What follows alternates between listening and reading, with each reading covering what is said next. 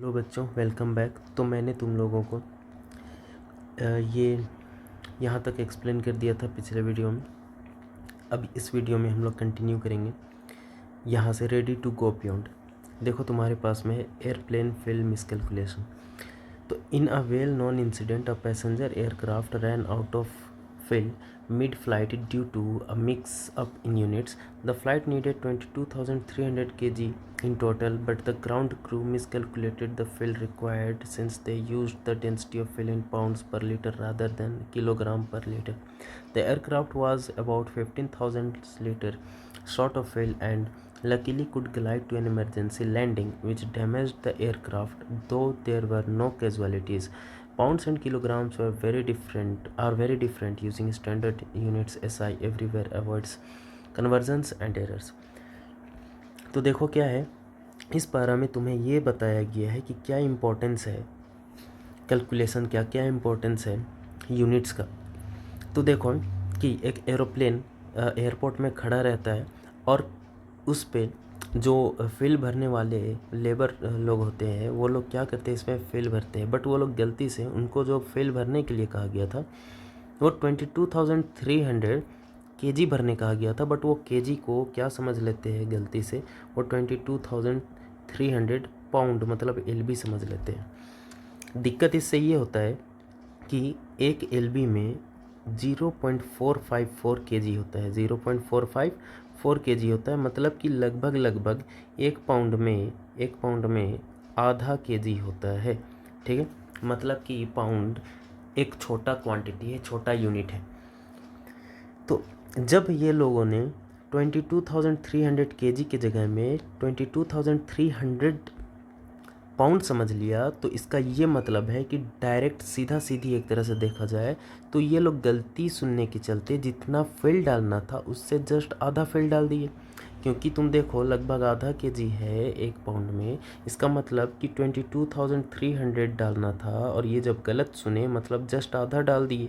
मतलब ये लोग लगभग क्योंकि 0.5 एग्जैक्ट नहीं तो तुम कैलकुलेशन कर लेना, बट ये लगभग कितना निकल करके आएगा, 11,150 केजी इतना निकल करके आएगा। मतलब डालना था 22,300 और डाल दिया फिल कितना, 11,150 केजी। और इसके चलते ये हुआ कि जो डिस्टेंस कवर करना था उस हिसाब से फिल कम पड़ गया, और जब फिल कम पड़ गया तो शॉर्ट हो गया फिल एयरप्लेन में, फिल 15,000 लीटर कम पड़ गया। और इसके चलते ये हुआ कि आधे रास्ते में फ़्लाइट में ही हवा में है एयरप्लेन, और जब फिल ख़त्म हो गया तो अब तो इमरजेंसी लैंडिंग करना पड़ेगा, बट चांसेस अब रिस्क बढ़ गया क्रैश करने का।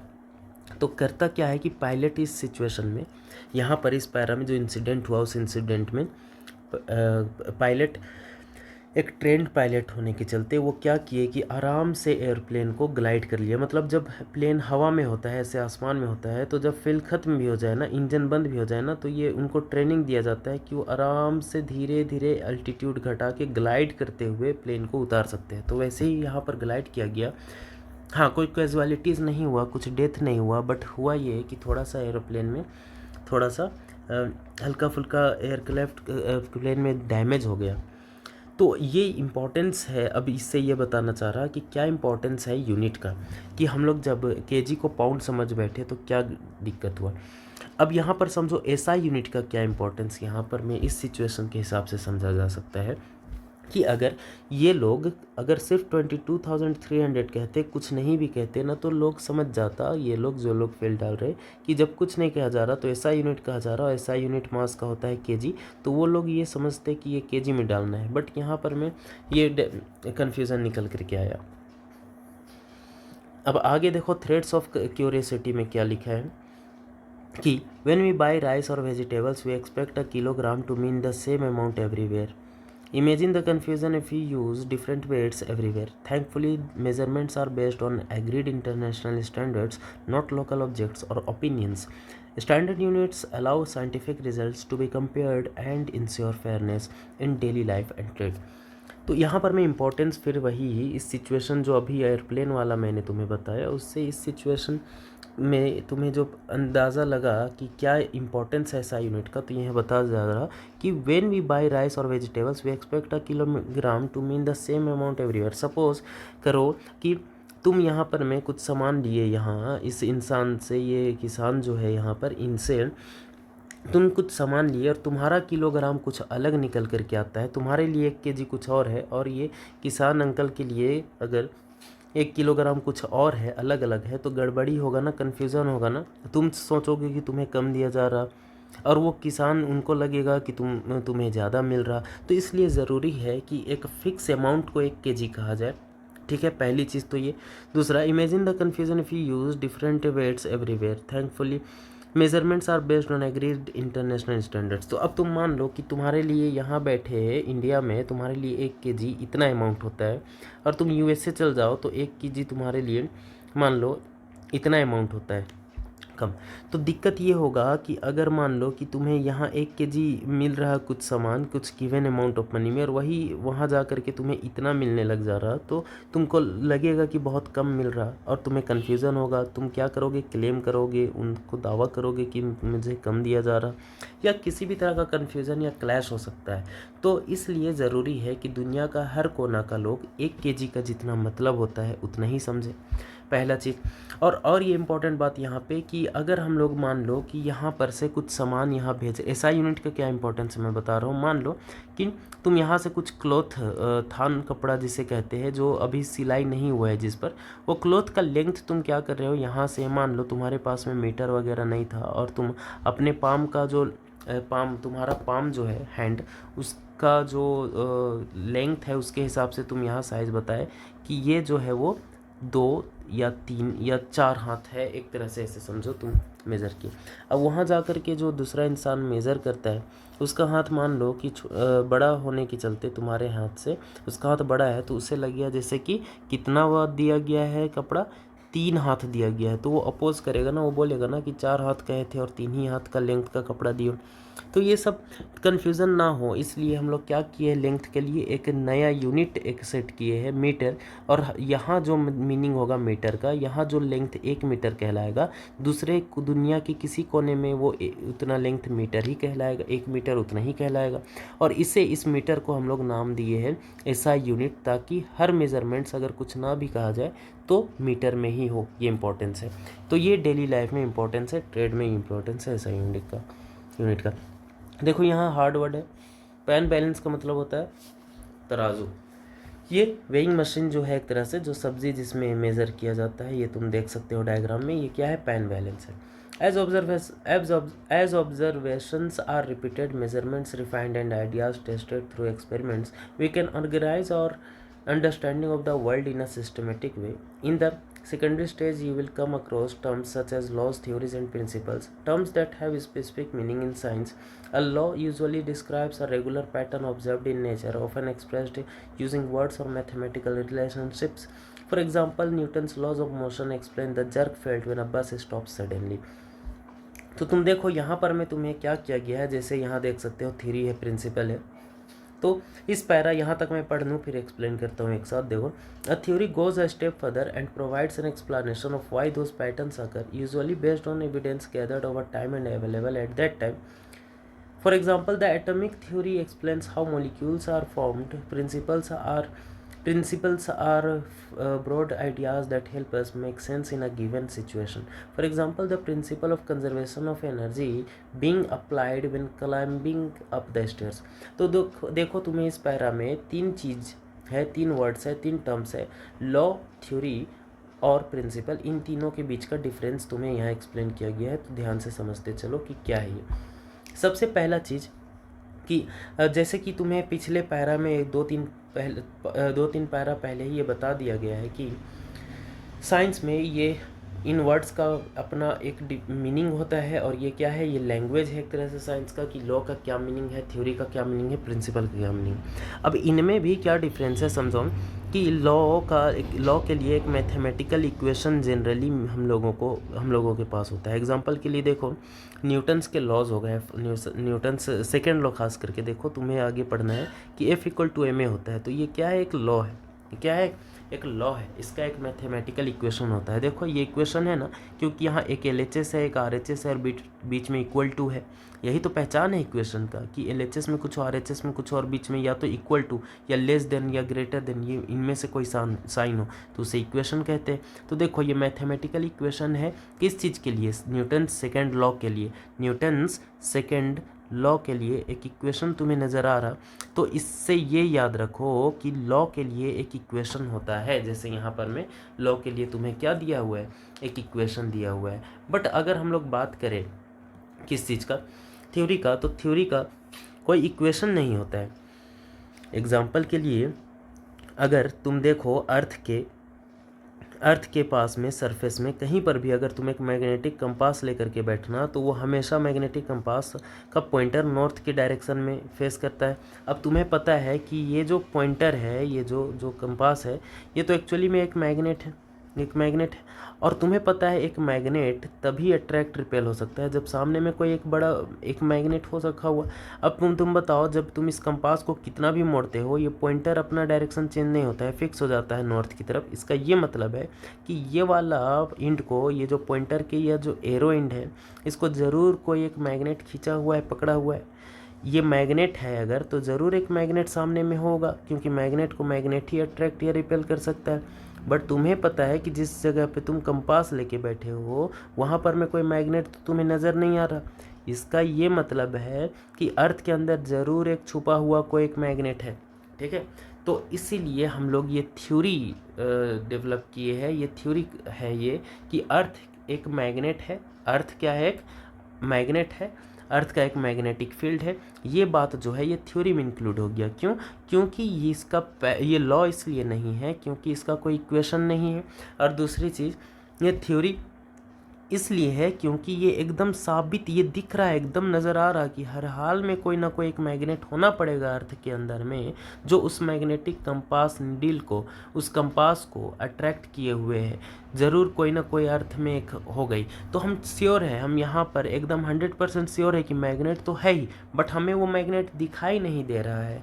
तो इसलिए हम लोग ये एज्यूम कर रहे हैं, बट 100% एज्यूम कर रहे हैं। ऐसे स्ट्रॉन्ग एजम्पशन को हम लोग क्या कहते हैं? तो हम लोग इसे थ्योरी कहते हैं। बट इसके पास अब भी इतना 100% श्योरिटी होने के बावजूद कोई इक्वेशन नहीं होता, मैथमेटिकल इक्वेशन, कोई फॉर्मूला नहीं होता, तो ये थ्योरी कहलाता है।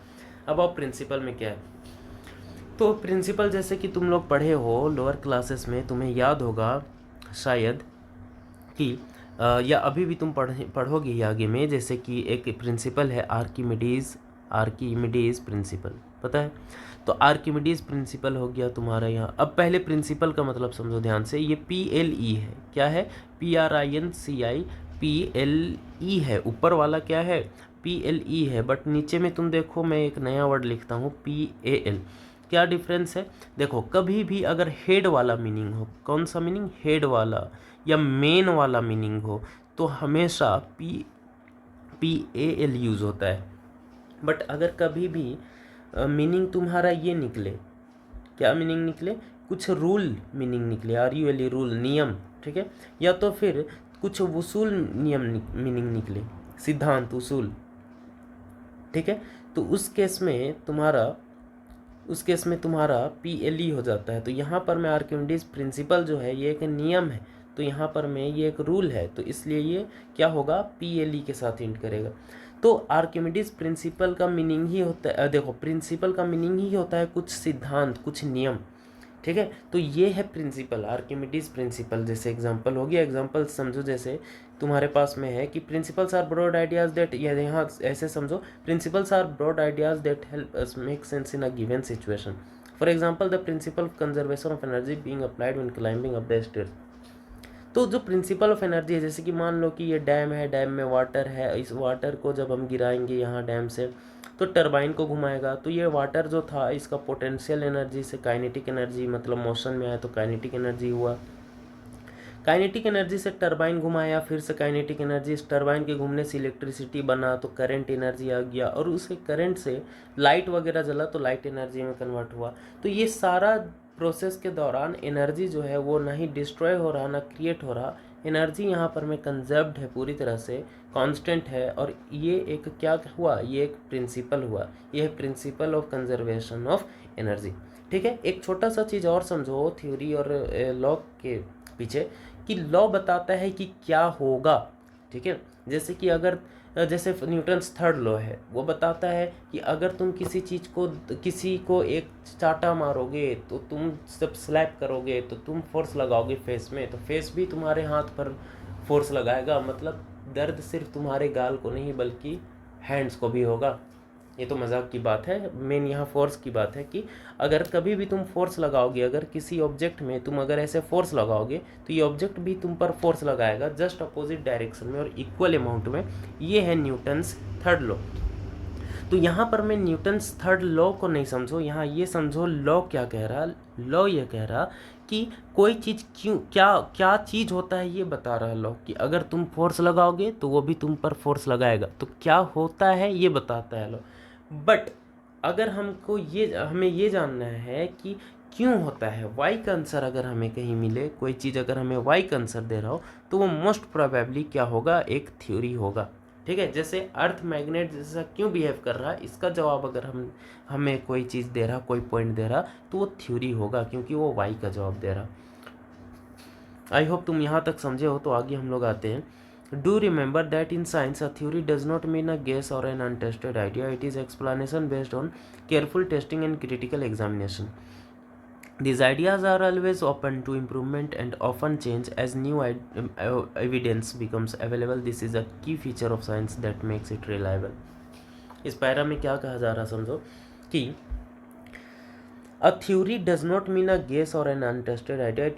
It is an explanation based on careful testing and critical examination. देखो, तो ये जो थ्योरी है वो क्या है कि ये एक एक्सप्लानेशन है किसी भी चीज़ का, जैसे मैग्नेट के जैसा अर्थ क्यों बिहेव कर रहा, तो इसका जो एक्सप्लानेशन है ये एक थ्योरी है। ठीक है, और ये एक्सप्लानेशन क्यों दिया गया है, केयरफुल टेस्टिंग करके। देखो ना, तुम बार बार देख रहे हो कंपास नीडल उधर ही की तरफ पॉइंट कर रहा है, नॉर्थ डायरेक्शन में, तो तुम ये केयरफुली ये बार बार टेस्ट किए हो और क्रिटिकली इस चीज़ को बार बार देखियो, एग्जामिन कियो, और इस हिसाब से एक्सप्लानेशन दे रहे हो, तो इसलिए थ्योरी है। These ideas are always open to improvement and often change as new evidence becomes available.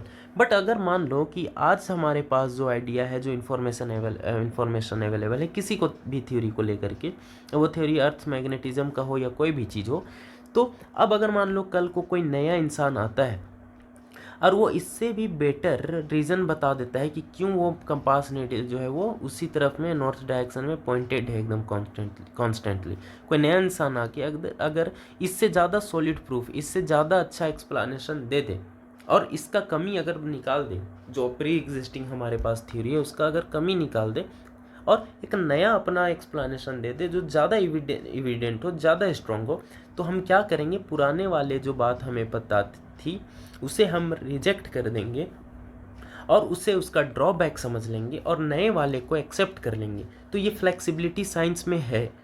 ठीक है, ऐसा रिजिड नहीं है कि नहीं एक बार थ्योरी बन गया वही सही है और जो तुम बता रहे हो वो गलत है। नहीं, तुम अगर साबित कर सकते हो तो तुम्हारा वाला फॉलो किया जाएगा। ठीक, तो this ideas are always open to improvement, मतलब आइडियाज़ जो है वो फिक्स नहीं है, ये फ्लेक्सिबल है, ये इम्प्रूवमेंट के लिए बने and often change as new evidence becomes available. और नया एविडेंस अगर सामने आए तो हम लोग चेंज करते हैं उस आइडिया को। दिस इज़ अ की feature of science that makes it reliable. तो यही तो है खासियत साइंस का जो इसको विश्वास के लायक बनाता है। तो अगले पारा में आना कि one of the most remarkable strengths of science is its ability to make predictions. When laws, theories, and models are well established, they allow us to anticipate what will happen under new or different conditions before we can perform an experiment, and in many cases, even if we cannot perform an experiment, using ideas about motion, we can predict how far a cricket ball will travel. Using knowledge of chemical reactions, we can estimate how much carbon dioxide will be produced or how soft a baked bread would be. Using biological principles, we can predict how one's breathing would change while running. Remember that these predictions are not guesses, they are reasoned expectations based on evidence and careful thinking. When predictions match observations, confidence in the underlying science grows.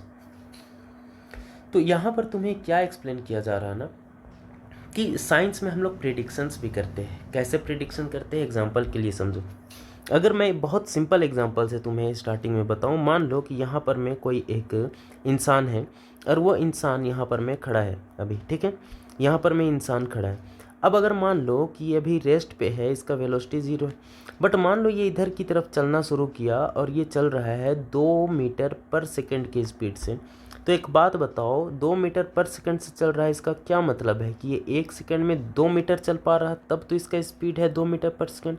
इसका ये मतलब है कि अगर मैं अगर ये इंसान यहाँ पर है अभी इस वक्त, बट मैं तुमसे ये पूछ लूँ कि अगला 4 सेकंड में वो कहाँ होगा, तो तुम ऑब्वियसली बता पाओगे कि अगर ये 2 मीटर पर सेकंड चल रहा, मतलब 1 सेकंड में 2 मीटर चलेगा, तो 2 सेकंड में 4, 3 में 6, तो 4 में ये 8 मीटर चलेगा, मतलब 4 सेकंड के बाद ये 8 मीटर की दूरी पर होगा यहाँ से, हाँ कि ना। तो अब तुम ये बताओ, क्या ये अभी 8 मीटर पर जा चुका है? नहीं, ये अभी अपने स्टार्टिंग पॉइंट पर है। बट आने वाले 4 सेकंड में क्या होगा, वो कहाँ पर होगा, क्या ये तुम नहीं बता दिए? हाँ, तुम बता दिए। तो यही तो है प्रिडिक्शन। तुम प्रिडिक्ट किए ना, तुम सिंपल मैथ्स, तुम simple velocity speed equal to distance by time का ही यूज़ किए, सिंपल से सिंपल फॉर्मूला यूज़ किए या जो भी यूज़ किए, तुम यहाँ प्रिडिक्ट तो किए ना। तो यही है साइंस प्रिडिक्शंस के बारे में। और एक एग्जांपल समझो, क्या तुम्हें नहीं बताया जाता है कि आज कल का टेम्परेचर क्या होगा, कल का ह्यूमिडिटी क्या होगा? क्या ये तुम्हें नहीं देखने के लिए मिलता है? क्या वेदर फोरकास्टिंग का नाम नहीं सुने हो? वेदर फोरकास्टिंग मतलब कि आने वाला कल या परसों बारिश होगी या नहीं होगी, मौसम होगा, सनी डे होगा या ह्यूमिड क्लाइमेट होगा, ह्यूमिड वेदर होगा, क्या होगा, ये सारा चीज़ आज के डेट में साइंस की मदद से प्रिडिक्ट करना पॉसिबल है। हाँ, 100% टाइम से ये सही साबित नहीं होता है, बट हाँ प्रिडिक्ट किया जाता है, ये साइंस से पॉसिबल है। बट समझो यहाँ पर, ये प्रिडिक्शंस जो होते हैं, उन प्रिडिक्शंस में से कुछ प्रिडिक्शंस तो कंफर्म्ड होते हैं कि ऐसे होंगे ही। जैसे अगर ये 2 मीटर पर सेकेंड से चल रहा, तो अगला 4 सेकंड में तो ये 8 मीटर पे जाएगा ही। बट ये एक प्रिडिक्शन है और प्रिडिक्शन हमेशा हमेशा सही नहीं होता है। मान लो कि अचानक से 2 मीटर पर सेकंड चल रहा था, अचानक बीच में इस तरफ फोर्स लग जाए, अगर कोई इस तरफ आके धक्का दे, तो ये तो इस तरफ नहीं जा पाएगा ना, 8 मीटर, ये इस तरफ आ जाएगा ना। तो पॉसिबिलिटी है कि हाँ प्रिडिक्शन रॉन्ग हो सकता है। ये चीज़ ज़्यादा अच्छे से वेदर फोरकास्टिंग में तुम्हें समझ आएगा। मान लो कि वेदर फोरकास्टिंग में बताया गया कि कल बारिश होगी, ठीक है, किसी गिवन इस पे जगह में, किसी सिटी में। अब ये प्रिडिक्शन कैसे किया गया होगा? उसकी तरफ जाने वाला विंड का डायरेक्शन क्या है, क्लाउड जो विंड जो क्लाउड कैरी किया है उसका डायरेक्शन क्या है, आ किस तरफ से रहा, कितने स्पीड से आ रहा, क्या टेम्परेचर है उस रीजन में, क्या ह्यूमिडिटी है, क्या एयर प्रेशर है, सारा चीज़ को ध्यान में रख के ही तो वो चीज़ कैलकुलेट किया गया होगा। बट तुम एक बात बताओ, अचानक से मान लो कि इसके बगल में कहीं पर में एक लो प्रेशर एरिया बन गया, ठीक है, या तो कुछ भी हो गया अचानक से, मान लो लो प्रेशर एरिया, मान लो कि विंड इस तरफ से आ रहा था, कुछ यूँ ऐसे आ रहा था क्लाउड कैरी करके, ठीक, और बारिश यहाँ पर होगा, ये प्रिडिक्शन साइंटिस्ट ने, मेटेरोलॉजिस्ट ने लगाया। अब मान लो अचानक से यहाँ पर में एयर प्रेशर बहुत कम हो जाए, तो ये सारा क्लाउड तो यहीं बरस जाएगा ना, या क्लाउड सीडिंग कर दिया जाए तो सारा बारिश तो यहाँ हो जाएगा, यहाँ आ ही नहीं पाएगा। तो हाँ, प्रिडिक्शन तो किया गया कि यहाँ बारिश होगा, बट जो पॉसिबिलिटीज़ हमेशा है कि वो प्रिडिक्शन गलत भी हो सकता है। यहाँ बारिश होने का था बट यहाँ हो जाएगा, ये मुमकिन है। प्रिडिक्शन साइंस में होते हैं, क्लियर यहाँ क्या बता रहा, सिंपल शब्द में समझो एक लाइन में, कि प्रिडिक्शन साइंस में होते हैं बट प्रिडिक्शंस गलत भी हो सकते हैं। कैसे? अगर इन सारे चीज़ों को ध्यान में रख के प्रिडिक्ट किया जा रहा, तो इन सब में से किसी एक में भी हल्का सा भी अगर बदलाव आ गया किसी रीज़न से, तो पूरा कैलकुलेशन बिगड़ जाएगा। ठीक, थोड़ा सा भी जो हम लोग मान के चले थे कि ये टेम्परेचर इतना था, इतना है, अगर थोड़ा सा भी टेम्परेचर किसी रीजन से अप डाउन हुआ या कोई भी चीज़ हुआ, तो सारा प्रिडिक्शंस हम लोग का बिगड़ जाता है। और जिस जगह में बताया गया बारिश, वहाँ नहीं हो के कहीं और हो सकता है, जितना बताया गया उससे कम या उससे ज़्यादा हो सकता है, ये हो सकता है। बट हाँ, अगर ऐसा होता है, जब ऐसा होता है प्रिडिक्शन गलत साबित होता है, तो ये कोई लिमिटेशन नहीं है साइंस का, ये कमी नहीं है साइंस का, ठीक है। ये प्रिडिक्शन का कमी नहीं है, बल्कि उसका स्ट्रेंथ है, उसका ताकत है, उसके लिए एक अपॉर्चुनिटी है कि वो अपने आप को और बेटर कर पाए। क्या मैं जो बात बता रहा हूँ वो सब यहाँ लिखा हुआ है, तो तुम समझो बस कि जितने बार प्रिडिक्शन गलत साबित होते हैं उतने बार और भी ज़्यादा स्ट्रांग हो जाता है साइंस। कैसे? मान लो कि इस जगह के बारे में प्रिडिक्ट किया गया कि बारिश होगी, ठीक है। अब सारा चीज़ कैलकुलेशन किया गया था, इस तरफ से आने वाला विंड को, इस तरफ से आने वाली विंड को, इस तरफ से आने वाली विंड को स्टडी किया गया था और उस हिसाब से ये प्रिडिक्ट किया गया। अब मान लो अचानक से ये बारिश होने की जगह बारिश नहीं होता है, क्योंकि इस तरह से आने वाला विंड के चलते कुछ गड़बड़ी हो जाता है। मान लो इस तरफ की विंड से, मैं अलग कलर से दिखा दूँ ऐसे, तो अगली बार क्या होगा कि साइंटिस्ट ये सोचेंगे कि अरे हम लोगों ने तो इस चीज़ को अकाउंट में लिया ही नहीं था, इसके बारे में तो सोचा ही नहीं था। अच्छा, अब की बार हम इसके बारे में भी सोचेंगे। तो अब क्या होगा कि नेक्स्ट टाइम बहुत चांसेस है कि प्रिडिक्शन सही होगा। क्यों? क्योंकि पिछले बार जो मिस्टेक वो किए इसे नहीं लेने का, अब की बार तो उसे भी ले लेंगे, तो अब कोई चांस नहीं बनेगा। हाँ, ऐसा हो सकता है कि फिर इधर से आने वाला विंड के चलते कुछ गड़बड़ी हो जाए, तो अगले बार साइंटिस्ट इसको लेकर के भी अलर्ट हो जाएंगे और इसे भी अकाउंट में लेंगे, इसका भी कैलकुलेशन करेंगे, इसका भी। या मान लो ना कि कोई भी चीज़, मैं इतने चीज़ मैंने यहाँ कुछ डेंसिटी नाम का कोई चीज़ नहीं लिखा, मान लो डेंसिटी के चलते भी कुछ फ़र्क पड़ा, अगले बार डेंसिटी को भी इंक्लूड कर लेंगे। मान लो कोई भी चीज़ हो ना, कोई भी चीज़ हो, मान लो कि बगल का अगर इसके सामने का कोई दूसरा सिटी है, उसका टेम्परेचर और ह्यूमिडिटी क्या है, उस चीज़ को ध्यान में नहीं रखा था, तो अगले बार इसको भी ध्यान में रख के यहाँ का कैलकुलेशन करेंगे। कहने का ये मतलब है कि जिस रीज़न के चलते हमारा प्रेडिक्शन फेल होगा, उस रीज़न को भी नेक्स्ट टाइम अच्छे से अलर्ट होकर के इंक्लूड कर दिया जाएगा और प्रेडिक्शन को सही साबित होने का चांसेस बढ़ जाता है। ये प्लस पॉइंट है प्रेडिक्शन का। आई होप तुम समझ गए हो और यहाँ यही चीज़ एक्सप्लेन किया गया है। मैं तुम्हें एक बार पढ़ के सुना दूँ, यहाँ आसपास के रीजन में यहाँ ये चीज़ मेंशन किया गया है, तुम सुनो सिर्फ, ठीक है। आ जाओ, एक सेकेंड। हाँ, but even more important when they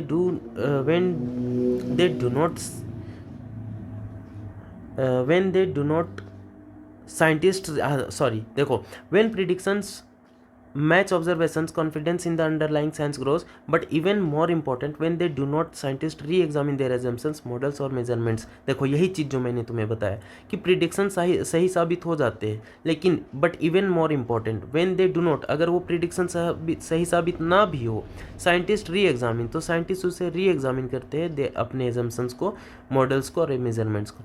in this way prediction is a powerful tool. इस तरह से प्रिडिक्शन एक पावरफुल टूल है, कमजोरी नहीं है, ये स्ट्रेंथ है। Further that drives further exploration and a deeper understanding of the world. तो आई होप तुम्हें समझ आ गया होगा, जो मैंने तुमसे समझाया वो यहाँ लिखा है। साइंस कैन प्रिडिक्ट, एग्जाम्पल देखो वेदर फोरकास्टिंग, ठीक है, और प्रिडिक्शन में फेल, ठीक, यहाँ तक तुम समझ गए। अब देखो अगला क्वेश्चन मैं तुम्हारे लिए छोड़ता हूँ, आई होप तुम कर लोगे, कि how do we check predictions. ये क्वेश्चन तुम्हारे लिए है, ये तुम ट्राई करना खुद से, बताए हुए चीज़ जो मैंने तुम्हें बताया उस पर बेस्ड है, उसके मदद से और सारे कंसेप्ट जो पहले मैंने बताया तुम्हें उनके मदद से ये तुमसे बन जाएगा, ठीक है।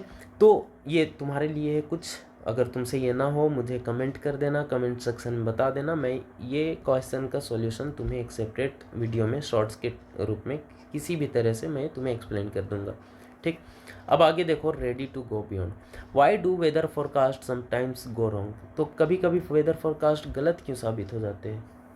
तो weather depends on many changing factors such as temperature, pressure, humidity and wind. Weather forecast use measurements and models, but every tiny difference in conditions can grow over time and lead to something completely different. This is why forecasts are usually reliable for a few hours or even a few days, but less certain further into the future. तो देखो ना, अभी मैंने जो तुम्हें बात बताया, समझाया, बुझाया, सेम चीज़ यहाँ लिखा हुआ है कि वेदर फोरकास्ट बहुत सारे चीज़ों को अकाउंट में लेके किया जाता है। तो वो बहुत सारा चीज़ क्या है, तो वो फैक्टर्स है टेम्परेचर, प्रेशर, ह्यूमिडिटी और wind. Weather forecast with measurements and models but very tiny difference, मतलब बहुत छोटा सा भी डिफरेंस इनमें से किसी चीज़ में आया तो वो मल्टीप्लाई होकर के वक्त के साथ और पूरे फोरकास्टिंग को, हमारे पूरे कैलकुलेशन को वो बर्बाद कर सकते हैं और कम्प्लीटली डिफरेंट रिजल्ट दे सकते हैं। This is why forecast are usually reliable for a few hours. इसलिए फोरकास्ट को कुछ घंटों तक के लिए, मतलब मान लो कि सुबह बताया जा रहा है फोरकास्टिंग की शाम में बारिश होगा तो विश्वास कर लो, बट अगर सुबह बताया जा रहा है कि 2 दिन बाद बारिश होगा तो विश्वास करना थोड़ा सा मुश्किल है। ये प्रिडिक्शन का गलत होना ज़्यादा चांस है, ठीक है। जितना ज़्यादा वक्त का, जितने देर का, मान लो 2 दिन बाद का जो प्रिडिक्शन किया गया उतना ही गलत होने का चांसेस है। और अगर मान लो 2 घंटे आगे का प्रिडिक्शन किया जा रहा तो वो उतना ही ज़्यादा सही होने का चांसेस है। क्यों?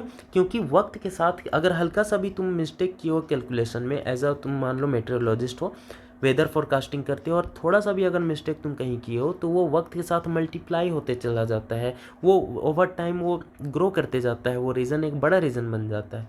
इसीलिए ये कह रहा है कि this is why forecast are usually reliable for a few hours. कुछ घंटों के लिए रिलाई किया जा सकता है और इवन अ फ्यू डेज़ के लिए भी रिलाई किया जाए, but less certain further into the द फ्यूचर। मान लो लंबे वक्त के लिए, 1 महीना आगे का अगर कोई साइंटिस्ट तुम्हें अभी बता दे रहा तो वो गलत नहीं है, मैं गलत नहीं कह रहा हूँ, बट वो प्रिडिक्शन जो है वो गलत साबित होने का चांसेस ज़्यादा बन जाता है as compared to near future. तो आई होप तुम समझ गए होगे। About even the most successful scientific theories have limits and may fail when new conditions are explored और when measurements become more precise. मतलब ये कि जो, अच्छा वीडियो का लेंथ काफ़ी लॉन्ग हो जा रहा है और मैं नहीं चाहता हूँ कि ऐसा हो, क्योंकि जैसा कि मैं देखा हूँ, ऑब्ज़र्व किया हूँ पिछले कुछ महीनों में, कुछ दिनों में, कि वीडियो का लेंथ बहुत ज़्यादा हो जाने से ऑब्वियस सा बात है, ये मैं खुद भी एक्सपीरियंस किया हूँ कि कोई वीडियो अगर लेंथ ज़्यादा हो तो वो देख करके ही लगता है कि कैसे कंप्लीट होगा ये लेक्चर। तो उस रीज़न से मैं इस दिमाग की साइकोलॉजी का केयर करते हुए अपने लिए और तुम्हारे लिए इस वीडियो को मैं यही स्टॉप करता हूँ। उम्मीद करता हूँ कि एक एक लाइन तुम पढ़े होगे, समझे होगे, समझने की कोशिश किए होगे, और नहीं समझ आता है तो रिवाइंड करके फिर से इसे देखोगे और खुद से भी रीडिंग करोगे। सिर्फ मेरे रीड करके एक्सप्लेन करने पर रिलाई मत करना, खुद से रीड करके समझा हुआ चीज़ का इंपॉर्टेंस कुछ और ही होता है। और अब 9th-10th में हो, लाइन बाय लाइन समझना पढ़ना बहुत इंपॉर्टेंट है बोर्ड्स के लिए। तो आई होप मेरे बातों को तुम सीरियसली लोगे और रिजल्ट अच्छा करोगे। तो मिलते हैं अगले वीडियो में इसी चैप्टर के नेक्स्ट पार्ट में, और वो लास्ट पार्ट होगा इस चैप्टर के लिए। 3 पार्ट में मैं कंप्लीट कर रहा हूँ इस चैप्टर को। तो मिलते हैं अगले वीडियो में, तब तक के लिए पढ़ते रहना, आगे का एडवांस में रीडिंग इस तरफ का करके रखना, ताकि जब मैं वीडियो में अगर तुम पढ़ के रखोगे और तब मैं एक्सप्लेन करूँगा तो तुम्हें सारा चीज़ अच्छे से समझ आ जाएगा। तो ठीक है, मिलते हैं अगले वीडियो में।